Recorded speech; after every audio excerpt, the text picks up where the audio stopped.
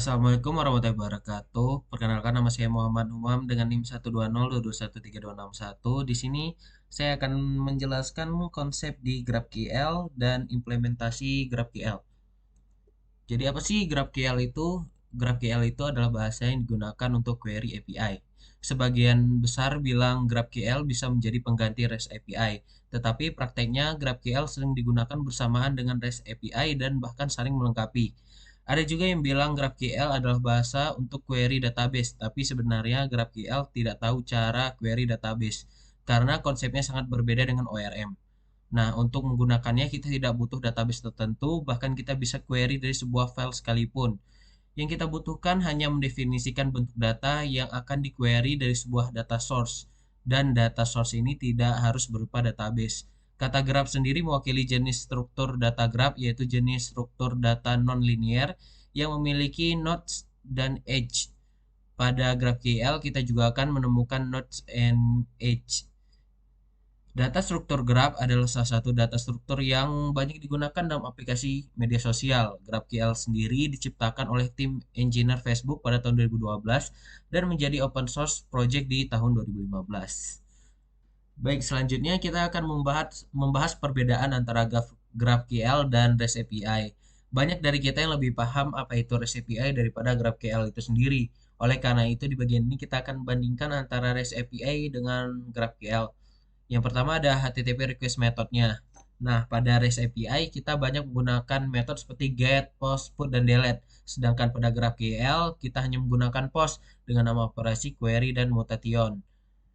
Berikut tabel perbandingannya. Yang pertama ada request type-nya, ada fetch data. Kalau di REST API itu kita menggunakan get, tapi kalau di GraphQL itu kita menggunakan query.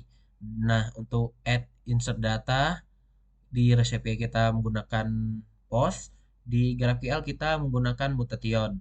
Nah, selanjutnya ada update atau delete data. Di REST API itu namanya put, patch, dan delete. Di GraphQL kita pakai mutation.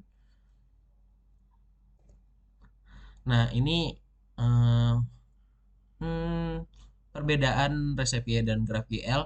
Kalau REST API itu paling cocok untuk sumber data sederhana dan sumber dayanya sudah diketahui. Sedangkan GraphQL ini cocok untuk sumber data yang besar, kompleks, dan saling terkait. Nah, untuk akses datanya sendiri, REST API memiliki beberapa titik akhir dalam bentuk URL untuk menentukan sumber dayanya. Sedangkan GraphQL memiliki titik akhir URL tunggal. Nah, untuk cara penyusunannya sendiri, data REST API mempunyai tipe lemah, jadi klien harus menentukan cara untuk menafsirkan data di format saat dikembalikan. Sedangkan untuk GraphQL, data GraphQL mempunyai tipe kuat, jadi klien akan menerima data dalam format yang telah ditentukan dan sama-sama dipahami. Nah, sedangkan untuk pemeriksaan kesalahan dalam penulisannya, dengan REST API, klien harus memeriksa apakah data yang dikembalikan itu valid atau tidak. Sedangkan dengan GraphQL, permintaan yang tidak valid biasanya ditolak oleh struktur skemanya. Hasilnya adalah pesan kesalahan yang dibuat secara otomatis. Baik, selanjutnya akan beralih ke implementasi GraphQL di VS Code-nya. Baiklah, selanjutnya kita akan lanjut ke implementasi dari GraphQL itu. Di sini saya juga udah coba uh, ngikutin codingan dari Pak Fakih yang dari video YouTube. Yang pertama kita ada import graphin, kita coba di sini berhasil. Di sini yang kedua ada kita bakal membuat kelas book graphin. Habis ada kelas query. Nah, di query ini adalah permintaan untuk mengambil data dari server si GraphQL-nya.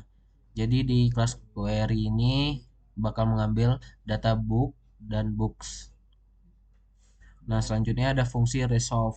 Jadi fungsi resolve ini fungsi atau metode yang bertanggung jawab untuk mengambil data yang diminta oleh si query GraphQL ini. Nah, yang pertama ada fungsi resolve book dan ada resolve book untuk beberapa buku. Di sini kita coba run. Nah, berhasil. Di sini kita akan tes untuk satu buku. Nah, di sini berhasil. Dia mengeluarkan output di buku 1. Kemudian kita coba tes all buku. Nah, di sini juga berhasil menampilkan semua buku yang ada di GraphQL-nya. Nah, selanjutnya untuk update data, kita akan mencoba mengupdate data buku 1, 2, sampai 6. Kita coba, berhasil juga, dan kita akan coba print si datanya. Berhasil. Baiklah, mungkin itu saja yang bisa saya demokan di implementasi GraphQL ini. Lebih dan kurang saya mohon maaf. Wassalamualaikum warahmatullahi wabarakatuh.